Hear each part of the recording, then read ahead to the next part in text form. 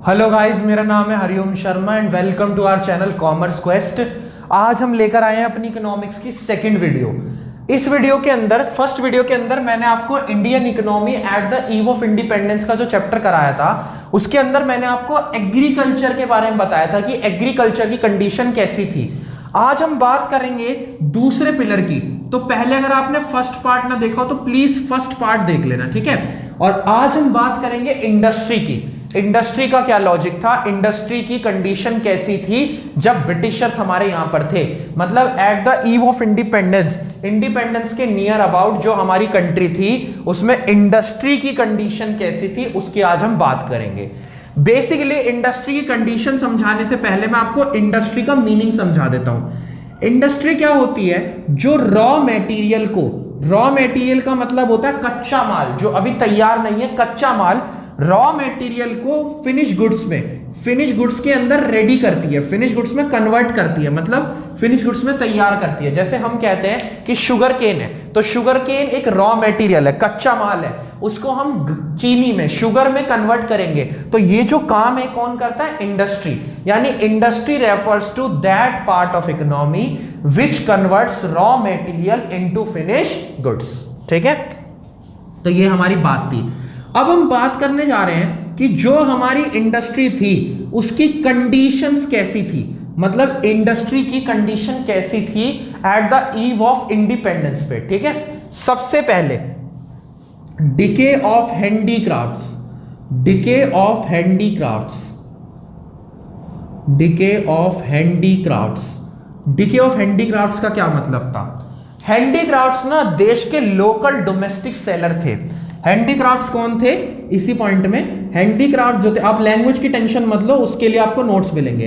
Handicrafts कौन थे, जो हमारे देश के लोकल डोमेस्टिक सेलर थे, मतलब जो हमारे देश में सामान सोल्ड करते थे, यहां के जो सेलर थे वो थे हमारे हैंडीक्राफ्ट्स।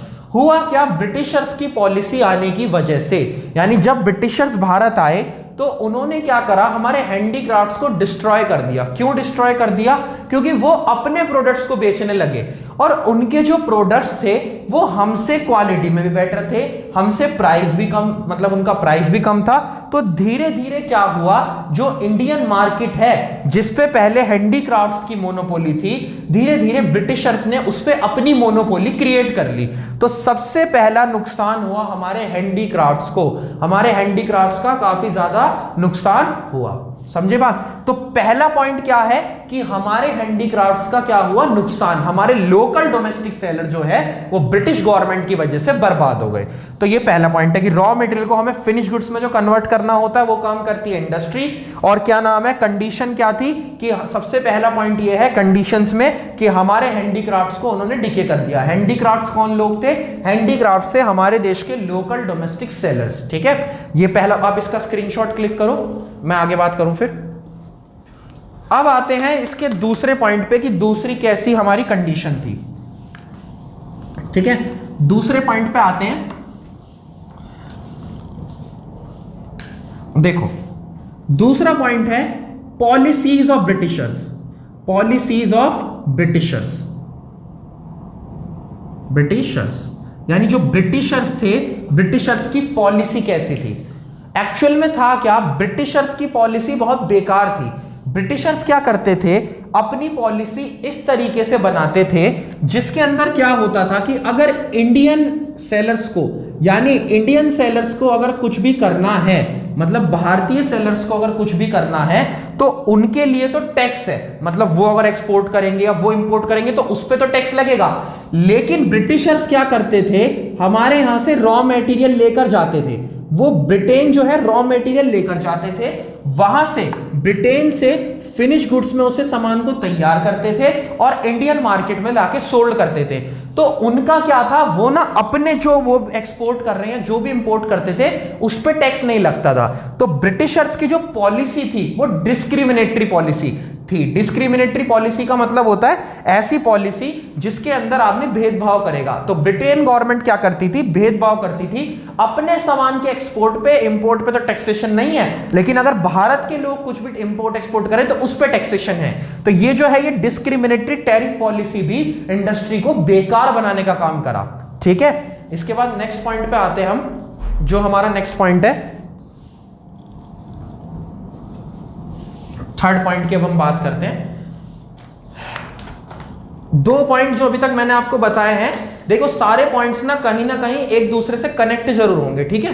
तो अब तीसरे पॉइंट पे आते हैं। तीसरा पॉइंट देखो क्या है हमारा, तीसरा पॉइंट है हमारा competition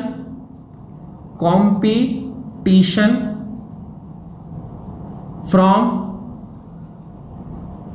machine made products. Competition from machine made products, ठीक है। Competition from machine made products, एक सेकेंड में मार्कर ले लूं, ठीक है। अब मेरी बात सुनो, competition from machine made products का मतलब क्या है? होता क्या था, जो इंडिया के प्रोडक्ट्स थे, मतलब इंडियन प्रोडक्ट्स थे, ये इंडियन प्रोडक्ट्स हैं, और दूसरी साइड जो है ये ब्रिटिशर्स के प्रोडक्ट हैं। ये किसके प्रोडक्ट हैं? आपके ब्रिटिशर्स के। तो ब्रिटिशर्स के जो प्रोडक्ट थे ना, वो मशीन मेड होते थे। मशीन मेड मतलब क्या है? वो सारे प्रोडक्ट जो है वो मशीन से बने हुए होते थे, और जो भारत के प्रोडक्ट हैं वो हैंडमेड थे। वो क्या थे? हमारे हैंडमेड थे, मतलब कि हमारे लोकल सेलर्स बनाते थे, जो हाथों से बनाए हुए होते थे।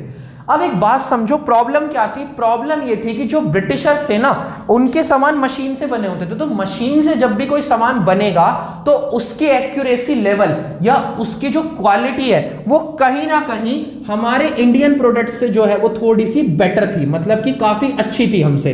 तो होता क्या था, वो हमारे प्रोडक्ट को लोग प्रेफर करने की जगह, हालांकि मार्केट हमारी है, इंडियन मार्केट है, लोग ब्रिटिशर्स के प्रोडक्ट को प्रेफर करने लगे। मतलब ब्रिटिशर्स के मशीन मेड प्रोडक्ट को लोग ज्यादा प्रेफर करने लगे। तो इस चक्कर में भी क्या हुआ, हमारे जो डोमेस्टिक सेलर है, जो हमारी इंडस्ट्री है, उस पर हमारे ऊपर बहुत बुरा फर्क पड़ा। समझे? तो ये तीसरा पॉइंट था आपका।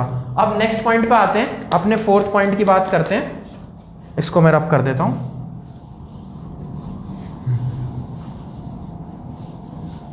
देखो फोर्थ पॉइंट है हमारा lack of capital goods industry. Lack of capital goods industry. Capital goods industry कौन सी होती है समझना। ये जो मशीन्स वगैरह हैं, ये जो हम कह रहे हैं कि हमारे पास मशीन्स की कमी थी, हमारा सामान हाथों से बना हुआ था, इसका मतलब क्या है? फोर्थ पॉइंट ये शो करता है कि भारत के पास जो इंडस्ट्रीज थी वो ऐसी नहीं थी, मतलब ज्यादातर प्रोडक्ट हाथों से बन रहे हैं, हैंडमेड प्रोडक्ट्स हैं, तो हमारे पास ऐसी इंडस्ट्रीज की कमी थी जिनमें मशीन वगैरह हो, मतलब इन्वॉल्वमेंट हमारे पास मशीन्स वगैरह की कम थी। हमारे से ज्यादा कैपिटल गुड्स इंडस्ट्री जो थी वो ब्रिटिशर्स के पास थी, तभी तो ब्रिटिशर्स उस सामान को बना लेते थे।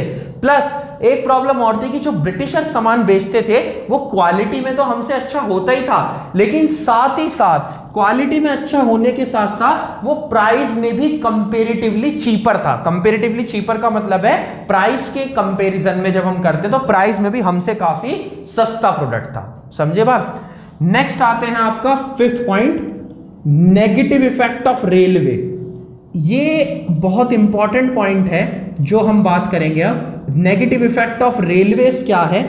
नेगेटिव इफेक्ट ऑफ रेलवेज ये है, एक्चुअल में था क्या, ये जो ब्रिटिशर्स हमारे यहां से सामान लेकर जा पाए, जो उनकी हेल्प हुई, इसमें रेलवेज ने बहुत बड़ा रोल प्ले करा। मतलब हमारी इकोनॉमी के लिए रेलवे ने एक नेगेटिव इफेक्ट पैदा करा इंडस्ट्री के पॉइंट ऑफ व्यू से। क्यों? क्योंकि अगर रेलवे ना होता, ब्रिटिशर्स रेलवे ना बनाते तो क्या होता, वो कभी ट्रांसपोर्ट के अंदर फंसते, ट्रांसपोर्ट के अंदर उनको दिक्कत आती। लेकिन हुआ क्या, रेलवेज ने उनको सामान ले जाने में और लाने में कहीं ना कहीं बहुत ज्यादा हेल्प करी, जिसकी वजह से क्या हुआ, भारत की इंडस्ट्रीज का बुरा हाल हुआ। क्यों?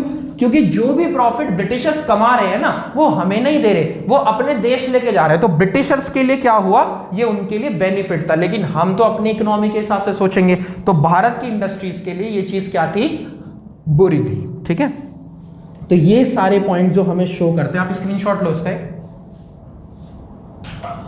ये सारे पॉइंट हमें ये शो करते हैं कि ब्रिटिशर्स ने हमारी इंडस्ट्रीज पर मोनोपोली बना ली, अपने हिसाब से उसको रन करा, पॉलिसीज इस तरीके की बनाई जो हमारे बेनिफिट के लिए नहीं थी। हमारे पास इंडस्ट्रीज की कमी थी, क्वालिटी गुड्स की कमी थी, और रेलवेज ने भी कहीं ना कहीं हमारे लिए बुरा इफेक्ट डाला। तो जो फर्स्ट यूनिट है एग्रीकल्चर और जो दूसरा है आपका इंडस्ट्री, जो सेकंड वीडियो में मैंने आपको इंडस्ट्री बताया, आप ये दोनों टॉपिक कंप्लीट करो। नेक्स्ट वीडियो के अंदर फॉरेन ट्रेड और डेमोग्राफिक प्रोफाइल, जो नेक्स्ट दो टॉपिक है उसकी हम बात करेंगे। चैप्टर का ये ध्यान रखना कि हमें ये समझना है कि हमारी इकोनॉमी कैसी थी ईव ऑफ इंडिपेंडेंस पे। तो मैंने आपको जो फर्स्ट वीडियो में तीनों बात बताई थी, एग्रीकल्चर, इंडस्ट्री और फॉरेन ट्रेड, तो दो पिलर्स तो हम कर चुके। अब तीसरा पिलर जो फॉरेन ट्रेड है वो हम नेक्स्ट वीडियो में करेंगे। ठीक है, थैंक यू सो मच।